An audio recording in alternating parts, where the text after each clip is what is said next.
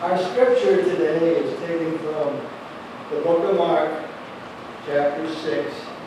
And we're reading verses 7 through 13, and then we'll be reading verses 6 through 31. We'll skip that to the end of that chapter.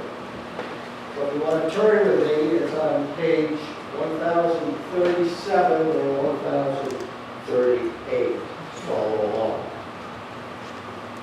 Jesus talking to his disciples, preparing them to go out into the world. They've been training with him, they've been learning from him, and now it's time for them to go out. And he called them unto him, the 12, and began to send them forth by 2 and 2, and gave them power over unclean spirits, and commanded that they should take nothing for their journey, save a staff only, no scrip, which would be that little pocketbook they had, a shepherd had on the side to keep all of his little, necessities in there. No bread, no money in their purse, but be shod with sandals, and not put on 2 coats. And he said unto them, in what place soever ye enter into an house, there abide till ye depart from that place. And whosoever shall not receive you, nor hear you, when you depart thence, then shake off the dust under your feet for a testimony against them. Verily I say unto you, it shall be more tolerable for Sodom and Gomorrah in the day of judgment than for that city. And they went out, and they preached that men should repent. And they cast out many devils, and anointed with oil many that were sick, and they healed them. And the apostles gathered themselves together unto Jesus, and told him all the things, and anointed all the things, both what they had done and what they had taught.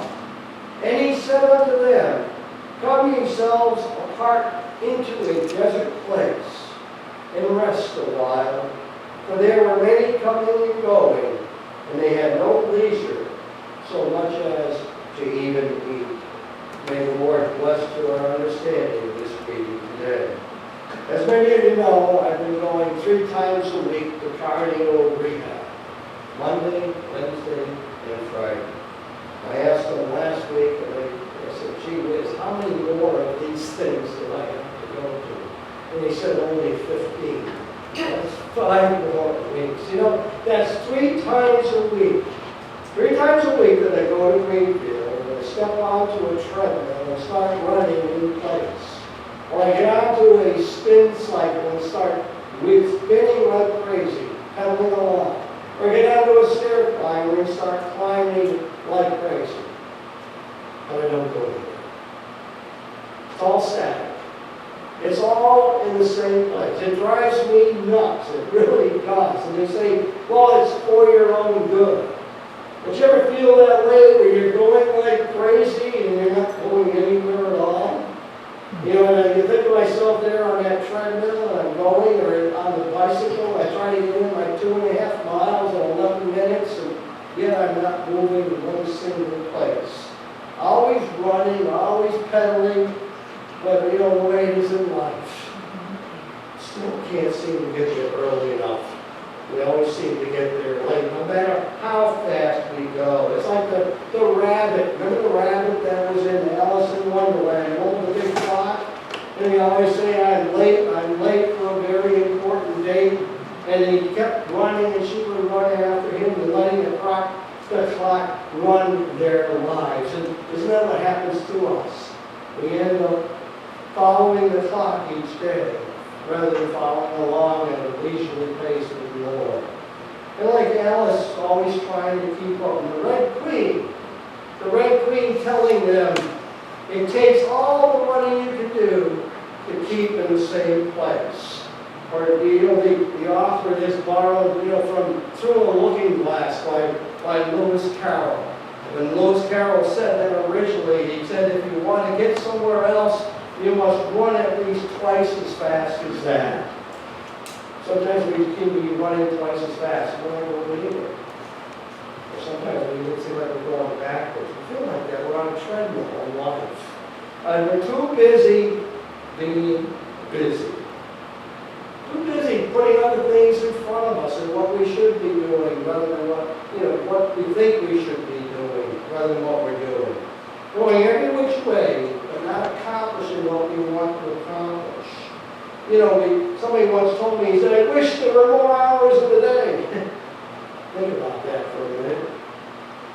I'd like to have more hours in the day. More time to do different things. I told that person, I'm glad there's only 24 hours in the day. And I'm glad I use 8 of them to sleep at least. I don't want any more hours in the day. I'm tired enough as it is. I'm thankful for how short it is. Another person, I think what my father told me, the faster I go, the behinder I get. Not doing anything very well. It seems like things just keep piling up on us. It's just like the story of the lumberjack. No time to sharpen his axe. It's the same thing as a builder. No time to look at the plans. Or the same thing as a sailor. I don't have to look at a map.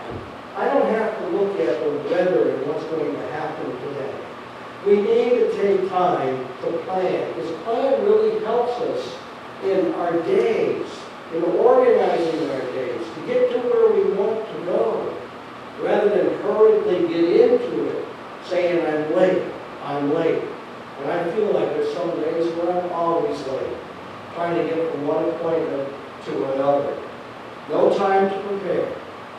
Just too busy being busy. Do you feel like that?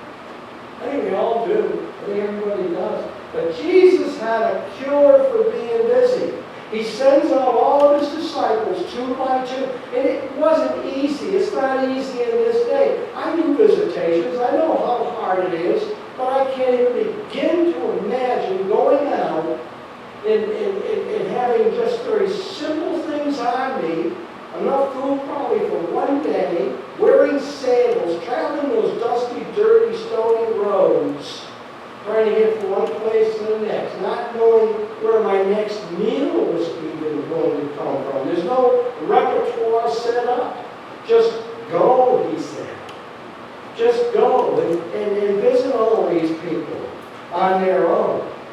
And even Jesus the same way. He traveled on these same roads.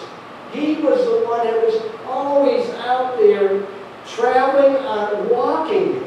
He never rode a horse. He never was in a carriage. The only donkey ride he took was coming into Jerusalem to his death. But yet, when the young lawyer asked him, Lord, when he said to him, he says, Lord, I will follow you wherever you go.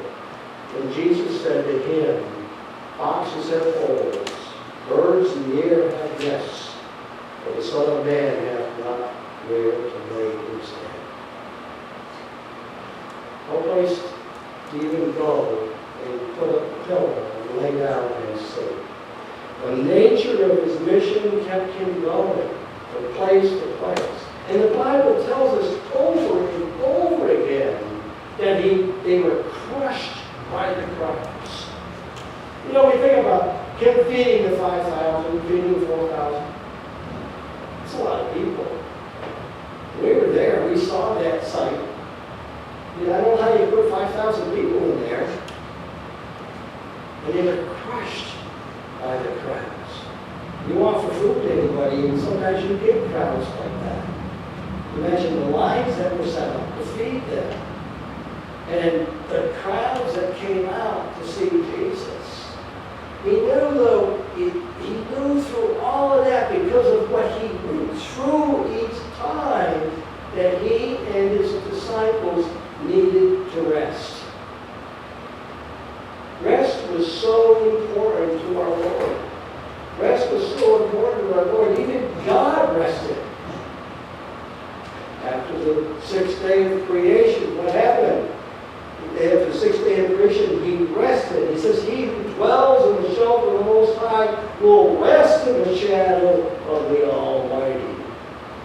He rested. I can't imagine Jesus going through life without resting.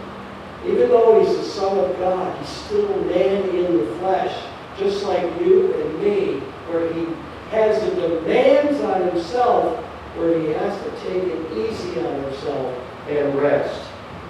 Even with all the people crushing on him. That's why Jesus would always go out to a solitary place. You know, it's interesting, as King James says, out to a desert place. The word here is Irmoth. Irmoth means it's a holy place.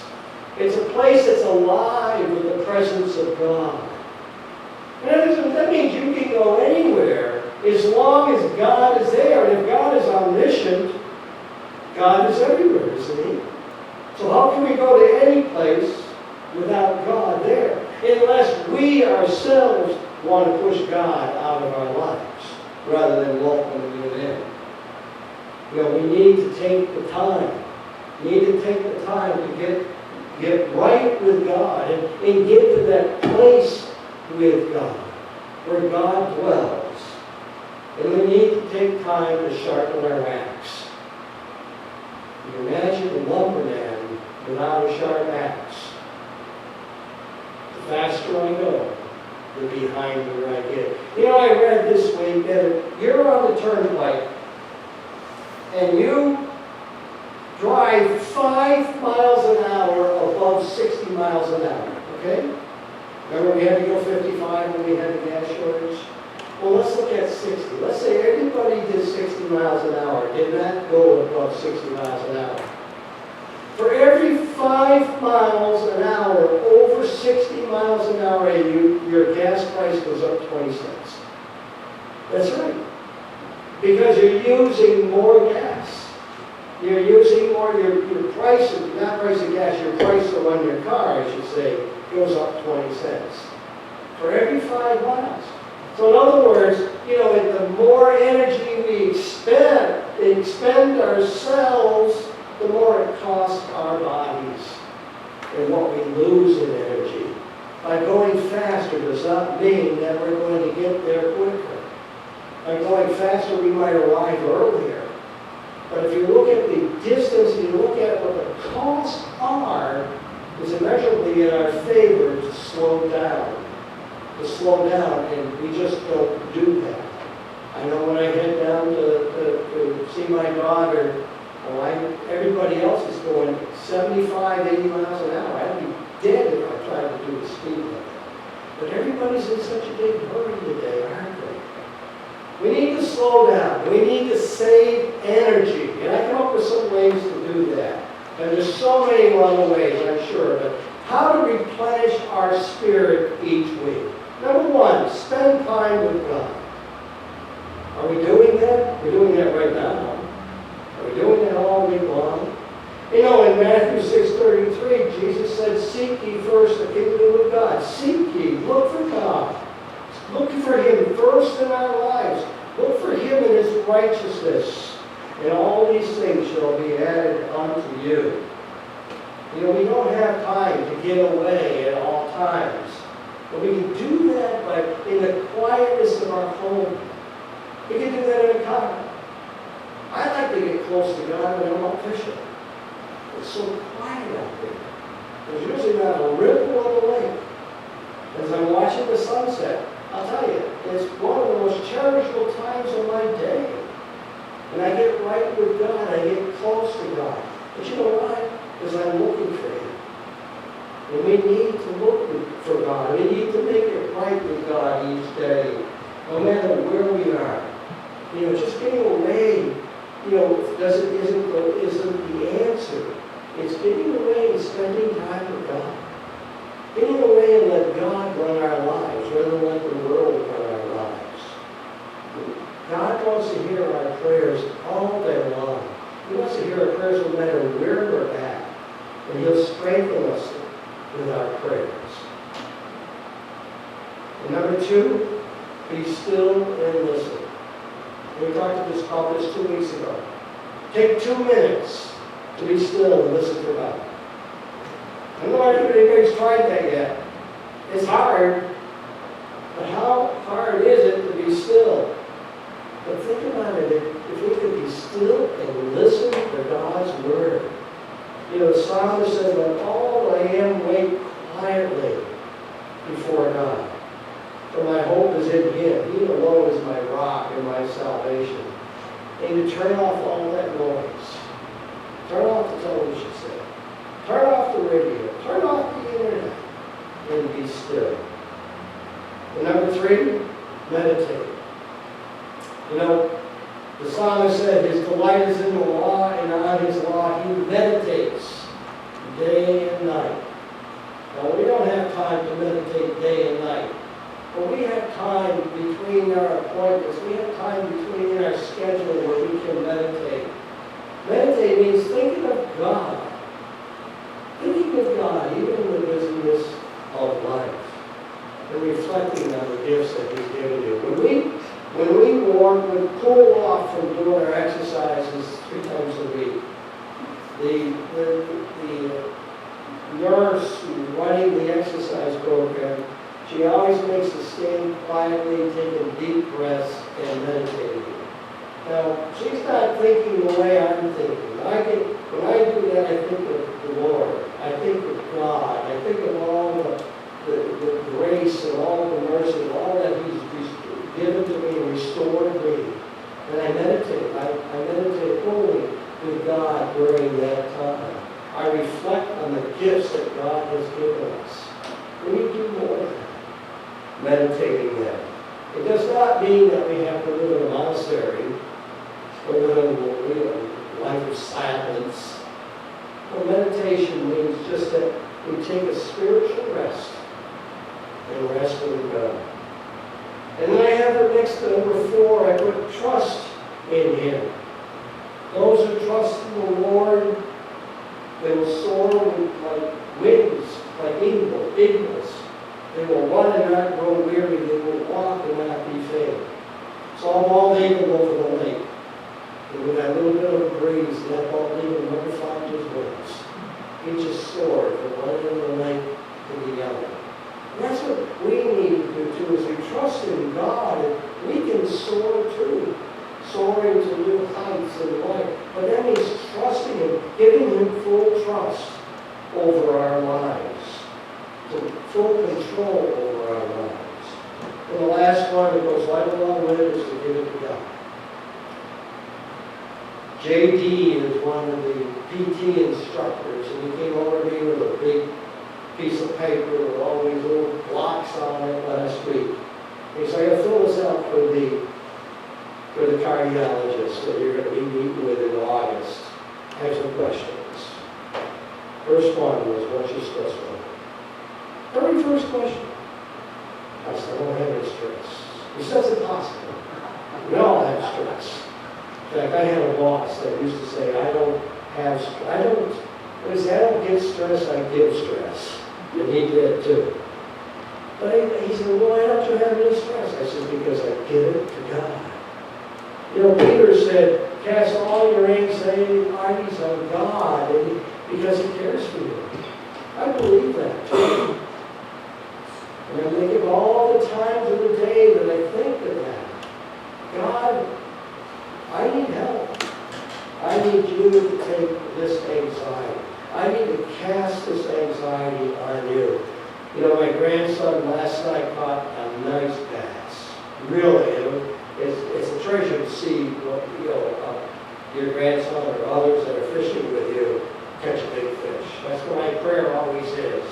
If it's Kyle out fishing with me, I want her to catch the biggest fish. And he did last night. But you know, I've been teaching Simon how to fish. And one of the things about fishing is with a spinning rod, you have to hold the line in your hand as you open that bail and you throw it out. But you have to let go of the line. That's what casting is. To let go. So when we cast out, the only way that plug is going into the water at some distance is to let go. The only way we're going to catch a fish is to let go of the line. And that's what Peter's talking. He says, cast all your anxieties. In other words, you not just throw it out, you've got to let go of it. To let go And then Paul answers the same thing in Philippians 4:6. He says, don't be anxious for anything. Boy, that's hard, isn't it? Not to be anxious for anything. He says, don't be anxious for anything, but here's the secret, but in everything by prayer. And it's by petition with thanksgiving. When we ask for God, it's with thanksgiving, to be thankful for what God has done. We need to think more of that. More of Him in our lives and less of ourselves. More of what He's done in our lives than what we feel has been done against us. And that's the transforming, and that's the renewing of our minds as we give it all to God, as we cast our cares on God. And that avoids the patterns of the world. And when we do all that, the Bible says in Romans 12:2 that you'll be able to test and prove what God's will is for your life. Because we don't know what God's will is half the time, do we? We know what we wish it would be, but God's will is God's will. And it will be His good and pleasing and perfect will. That's the thing. That it's going to be pleasing to us some way or other. But we have to be able to be thankful for what's happening. Finding rest is important. It really is. I know sometimes I have trouble with that. I'm a busy week. You know, we have enough time in our lives to watch television. We have enough time to go and surf the internet. Enough time to do other things. We need to focus on God in our lives. We need to focus on Him and not be distracted by God. The way to find peace is to find God. To find God in our lives. Find the time to be alone with Him in a quiet place. Busyness is not a bad thing. But we can't let it dominate our lives. We can't let busyness take command of our lives. We've got to increase our relationship. We need to improve our relationship with God each and every day, allowing Him to guide us through life. And that's when we're going to be blessed. And that's when we're going to see His will being done in our lives as well. But it's important to thank Him every morning. It's important to thank Him every evening. It's important to thank Him every day for what He's done. Thank Him for His love, His compassion, and thank Him for His guidance. Would you pray? Dear Heavenly Father, help us to relax in Your presence. Help us to surrender ourselves to You. That way we know we have no reason to worry and fear. Your word says that over and over again, do not fear, for I am with you. We thank you, Lord, for Your presence. We thank you for Your being a part of our lives. But help us to make You an even bigger part of our lives each day. We pray in Jesus'